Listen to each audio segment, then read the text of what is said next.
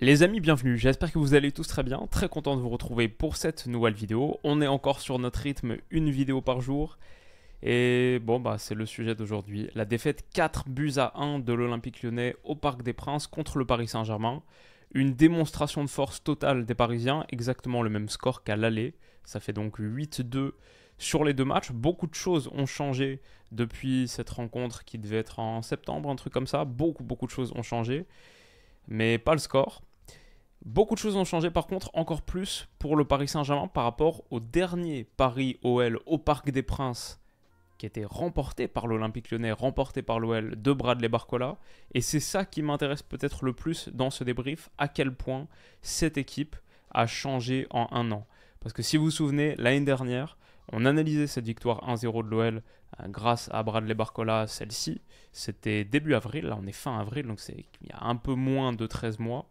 C'était un Paris Saint-Germain de Kylian Mbappé, c'était le PSG qui n'avait pas encore parfait sa mutation, sa transformation. C'était censé être ce match catégorie prestige, mais qui m'avait vraiment dégoûté malgré la victoire de l'OL. J'avais trouvé le niveau abominable. Le Paris Saint-Germain était tellement loin de ce qu'il est capable de produire, et on avait vu Luis Campos furieux sortir au coup de sifflet final. Là, je crois qu'on a l'image, voilà. Là, c'est ce qui se passe un an plus tard, en ayant changé d'entraîneur, en ayant changé d'effectif. Paris-Lyon, c'est toujours une bonne possibilité, un bon outil pour prendre un peu la mesure du Paris Saint-Germain. Et il faut dire que depuis un an, ça a bien travaillé. Et on va le voir avec ce qui a été produit sur le terrain. Et encore, c'était un PSG totalement remanié. Pas de Kylian Mbappé, pas d'Ousmane Dembélé, pas de Lucas Hernandez qui était suspendu, pas de Nuno Mendes. Donc on avait Beraldo, Danilo Pereira, Marquinhos, Hakimi, Vitinha, Zaïre Emery, Asensio, Barcola, Kolo Muani et Gonzalo Ramos donc en pointe. Côté lyonnais, bon, nous aussi on a beaucoup changé, et en bien, on est resté quand même sur une série de 13 matchs consécutifs avec une seule défaite dans les 13 contre Lens, 6 matchs consécutifs, toutes compétitions confondues, sans défaite. Donc ce match c'est un peu le rappel à la réalité avant notamment la finale de Coupe de France. Benrahma, Cherki, Nouama sous Alexandre Lacazette, Matic, Cacré, c'était donc un 4-2-3-1, Enrique à la place de Tagliafico, Chaeta Tsar, O'Brien, Maitland-Niles et Lopez. Un vrai rappel à la réalité. Il va falloir hausser le niveau avant ce match du 25 mai. Mais je pense qu'au classement, on a peut-être 2-3 indications ici. Bon, le match est fini avec quand même 16 tirs pour l'OL. Donc on a produit un peu, notamment en seconde période, mais on va pas se mentir, on était très loin du niveau. Ça, c'était le PSG OL de la saison dernière, le 2 avril 2023, avec notre victoire au Parc. Mais au classement, donc, le Paris Saint-Germain à 11 longueurs d'avance sur Monaco, qu'il a emporté d'ailleurs ce week-end contre Brest. Il fait une très belle opération. Et Lille, avec un match nul ou une victoire dans son match en retard, pourrait passer devant Brest, faire tomber Brest du podium pour la première fois depuis le tout début de saison. L'OL est là 9e, 8e, avec 41 points, mais ça pourrait être 9e, parce que Marseille a un match en retard et un seul point de moins, un meilleur goal average s'ils ne perdent pas leur match en retard. Ils repasseront devant nous. Avec la victoire de Lens, là, l'idée d'une qualification européenne s'éloigne un peu plus, en tout cas via la Ligue 1. Mais pour l'obtenir via la Coupe de France, il faudra être bien meilleur que ce soir. Ou malgré une bonne séquence au bout de 10 secondes, là, il y avait une bonne petite sortie de balle. Je me dis, peut-être qu'on va faire un petit truc. Cherki, Benrahma Cherki qui s'appuie sur Benrahma. L'action déclenchée, bon, en transition, pourquoi pas. Après, c'est pas notre force principale. Ça s'enlise un petit peu derrière. Et c'était peut-être... c'est pas le seul bon mouvement lyonnais, on a eu quelques occasions quand même. Il y a un monde où on revient à 3-2 avec le poteau de Nouama, on va en rediscuter. Mais la réalité, c'est qu'on était beaucoup trop vulnérables, je pense, sur ce flanc droit. Où là, Nouama est battu, Maitland-Niles sort un petit peu à contre-temps. Barcola, pour la deuxième saison consécutive, donc au Parc, mais cette fois avec l'autre maillot, a fait un super match. Super match de Bradley Barcola. Là, il accélère. Asensio, la course dans le demi-espace, il a été aussi très pertinent. Et je pense que... bon, il y a beaucoup de gars qui méritent d'être positionnés dans le top 3 du match. Barcola, c'est sûr. Vitinha, c'est sûr. Il a été monstrueux, Vitinha. Il y a des séquences, mais c'est délirant le niveau de Vitinha en ce moment. Et allez, on va dire Gonzalo Ramos. Mais on aurait pu parler de Marquinhos, on aurait pu parler d'Asensio, qui est servi là sur ce petit ballon de Bradley Barcola. Son centre est repris malheureusement par Matic, malheureusement pour moi. Et pour nous, par Matic, c'est dévié dans le but d'Anto Lopez et ça fait 1-0 au bout de 2 minutes. Donc tout de suite la douche froide. Et quelques secondes plus tard, belle transition Paris attaque très très bien les grands espaces avec de l'appui. Gonzalo Ramos, Asensio, ouais, ça marche super bien. Et à la fin de cette action, Barcola, bien sûr, servi dans la profondeur, il va aller s'appuyer sur Gonzalo Ramos. Paris a très très bien déplié son point pour contre-attaquer avec beaucoup de verve. Et ça a été un des points forts. Le deuxième, c'est la contre-pression. Ce qui fait qu'on voit une équipe qui est totalement différente de la saison dernière d'il y a 13 mois. Il y a des séquences qui vont le montrer encore mieux. Mais là, donc, Gonzalo Ramos sert Kolo Muani, qui est peut-être la déception du match côté parisien, parce que là, il avait vraiment beaucoup de temps de jeu pour s'exprimer, il a eu beaucoup d'occasions générées, mais il a manqué un petit peu de, pas assez de tueur peut-être à la fin. C'est dommage donc pour lui de boucler ce match avec 0 but, 0 passe décisive, alors que tous les autres se sont régalés. Et Barcola d'ailleurs, un peu malheureux de ne pas finir avec plus qu'une passe D, vu à quel point il a été souvent à la pré-passe D, un tir sur le poteau aussi. Mais donc là, Barcola, bon, ça finit pas au bout, ça finit pas au fond, mais c'est un corner, et ce corner, il est repris au premier poteau par Bradley Barcola, qui a décidément été de partout, même dans le domaine aérien, c'est pas forcément là où on l'attend. Il dévie dans les pieds de Beraldo, qui est à 3 mètres, et seul, va reprendre sous la barre de Lopez, et voilà, à 6 minutes. Au bout de 6 minutes, si je suis pas youtubeur, bah je vais me coucher en fait.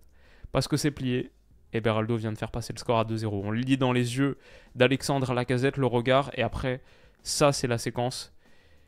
Ça, c'est pour moi l'angle de cette vidéo.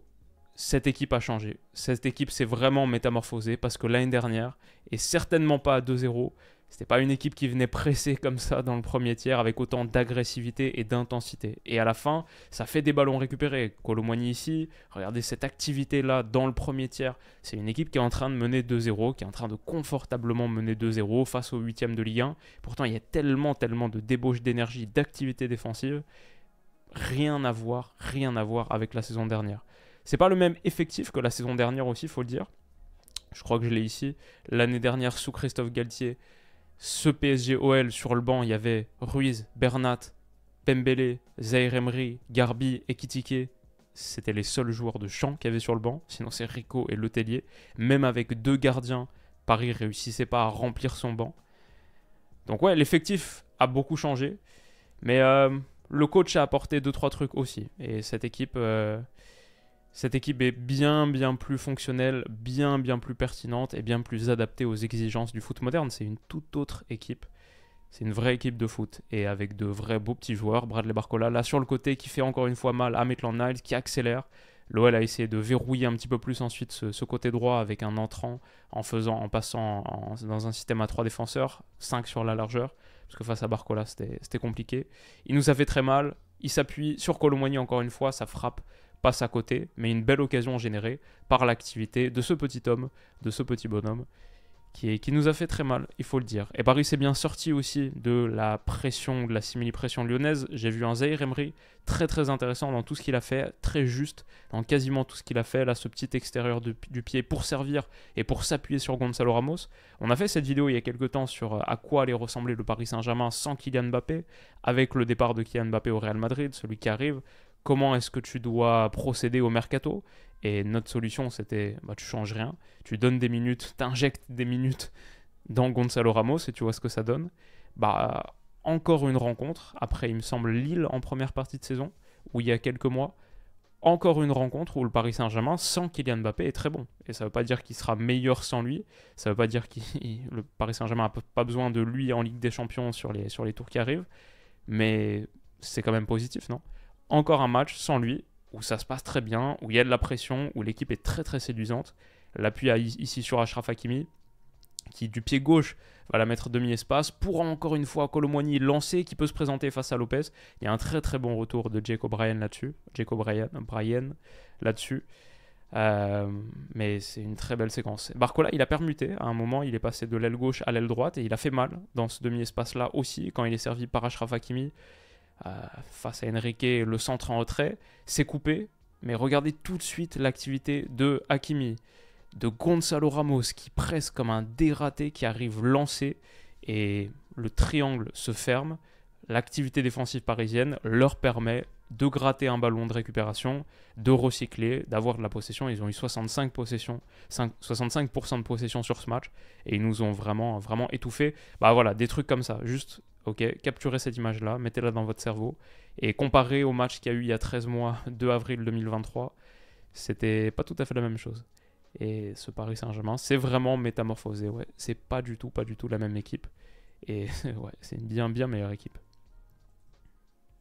Et après, je pense que tout le reste, c'est juste un déroulé de ça. L'activité défensive, la pression, l'agressivité dans le premier tiers. On a 1, 2, 3, 4, 5, 6, 7, 8 Parisiens dans les 30 mètres lyonnais. Pressing en individuel, c'est très difficile pour nous de s'en sortir. Et ouais, on va continuer à souffrir. Ce petit ballon-là de Marquinhos pour Achraf Hakimi, la ligne de 4, c'est pas trop exactement quand sortir, mais en même temps, il y a beaucoup de mouvements, d'activités entre les lignes. C'est pas évident pour nous de lire exactement ce qu'il faut faire. Et Achraf Hakimi, là, qui va être servi par un petit relais intérieur de Barcola, son jeu en déviation. Il a montré beaucoup de choses dans ce match qu'on n'était pas habitué à voir. Et lui aussi, il a changé par rapport à la saison dernière. Il avait fait un excellent match. Il nous avait offert la victoire.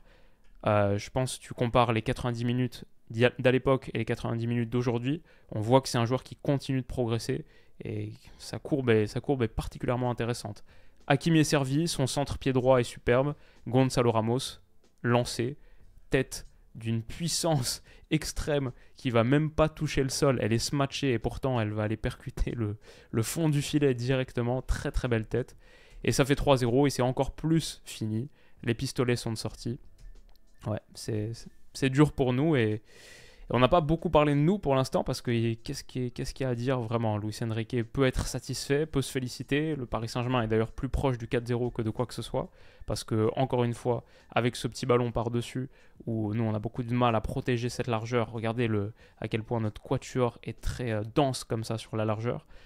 Bah, c'est facile pour Hakimi de s'infiltrer, d'aller presque jouer un contre 1 avec Lopez et Barcola arrive second poteau. Toujours du danger de partout. C'est repoussé par le poteau. Mais ouais, on souffre énormément. Heureusement, le petit éclair de génie de Nuama, c'est une frappe relativement heureuse. Je pense que Asensio peut mieux protéger. Non, la frappe, techniquement, elle est bien exécutée. Mais bon, voilà, ça passe entre une forêt de jambes. Je sais pas à quel point c'est vraiment mal défendu par Paris. C'est une frappe qui trouve son petit espace là où il fallait. Et après Donnarumma, on sait que les frappes basses comme ça, c'est pas celle qui l'arrange le plus. Donc Nuama, excellente exécution, 3-1.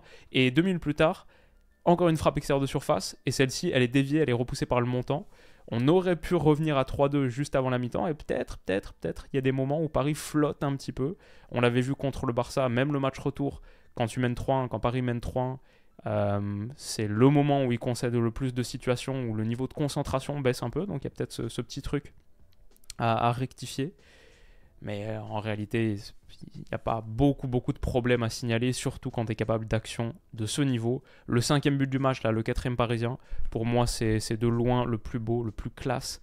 Vitinha, entre 3 Lyonnais, qui s'en sort avec une merveille de gestuelle, contrôle orienté, part dans un sens puis dans l'autre pour tromper la casette et après, une petite passe fouettée comme ça, avec en saut de cabri magnifique, pour aller chercher Warren Zaïre-Emery. Elle est parfaite la passe et le contrôle orienté de Zaïre-Emery, il est excellent aussi pour tout de suite, pas perdre de temps, pas perdre d'espace, contrôle orienté et la seconde touche immédiatement pied gauche. Les screenshots lui font pas justice. Franchement, cet enchaînement-là, on va pas en parler parce que ce qui se passe avec Vitinha, ça va prendre plus de lumière et ce qui se passe à la conclusion de l'action, ça va prendre beaucoup de lumière aussi, fort justement. Mais cet enchaînement de Warren Zaïre-Emery, il est top niveau. Ça, c'est un milieu qui est capable d'accélérer le jeu et de porter le ballon sur, comme il va le faire, une trentaine de mètres parce que tout de suite, il s'offre le temps qu'il faut. Après, quand c'est Cherki qui te suit, c'est un petit peu plus simple. C'est Cherki ou Benrahma? Peut-être même que Cherki est ici. Donc c'est Benrahma qui lâche un peu vite à la course. Mais ouais, super taf de Zaïre-Emery. Et derrière, Asensio, faut dire la passe masquée comme ça. On pense tout ce qu'il va tirer. Mais c'est un centre masqué pour Gonzalo Ramos qui tacle et qui va mettre une petite impulsion supplémentaire juste pour la dévier. Parce que un vrai geste de buteur. Hein. Sinon, il la touche pas. C'est très bien joué. Encore une fois, les screenshots rendent pas justice à l'action. Mais magnifique finition. Et c'est un super but, ouais, c'est super but, c'est parti de ça. Mais tout ce qui a été produit derrière, c'est magnifique. Donc ouais, juste une action de grande classe. Et je sais qu'il y a des supporters lyonnais, des collègues parmi vous qui vont penser que ouais, c'est aussi parce que nous, on a été catastrophique. Et c'est vrai, défensivement, on a été loin du niveau rookie. Pour espérer quelque chose, tirer quoi que ce soit de cette finale de Coupe de France bientôt, il faudra montrer beaucoup plus. mais ça ne doit pas enlever la qualité technique et la qualité de l'exécution dans tout ce qui a été produit par Paris. Avec ballon, franchement, c'était du haut niveau, les gars. Franchement, c'était du haut niveau. Et même avec une top performance, s'ils font ça en face, ça va être forcément très difficile pour nous. Et ouais, c'est juste méga bien joué. 4-1 à la mi-temps, la messe est dite, il n'y aura pas plus de buts dans ce match. Barcola et ses amis peuvent regarder en direction du 25 mai, mais surtout, dans 10 jours, c'est Dortmund. Dans 10 jours, c'est Dortmund, et tout ça, on va en rediscuter. Donc après, il y a quelques images sur la seconde période. Toujours l'activité défensive parisienne qui faiblit pas, ça c'est à mettre à leur crédit quand même. Et il y a 4-1, le match est plié, mais tu continues à avoir des récupérations hautes, parce que la mentalité est là, parce que Luis Enrique a réussi à impulser quelque chose dans cette équipe, et il faut le dire. C'est une vraie belle équipe sous Luis Enrique qui est en train de vraiment réussir sa saison. Et Vitinha, ce dernier petit geste, cette dernière petite douceur là, encore une fois, entre trois Lyonnais, ça finit sur une petite talonnade magique là pour Kang In-lee. Spectaculaire. Quelle partie, quel match. Belle manière de conclure la semaine et une belle semaine pour les hommes de Luis Enrique. Donc comme on a dit, un excellent Paris Saint-Germain sans Kylian Mbappé. Ils ont peut-être trouvé leur solution, on verra ce qu'ils font au mercato, mais d'abord il y a une fin de saison à négocier qui s'annonce sympa. Et moi il y a surtout une bonne nuit de sommeil à aller chercher parce que demain on parle Classico et on continue sur notre série une vidéo par jour. Les gars, je vous ai pas menti, depuis que j'ai annoncé ça le 1er avril, il y a eu tous les jours une vidéo, parfois deux, et ça va être exactement la même chose jusqu'à la fin de l'Euro. Rendez-vous demain les amis, passez une excellente soirée, nuit ou semaine si vous m'écoutez un lundi. Prenez soin de vous et à bientôt. Bisous.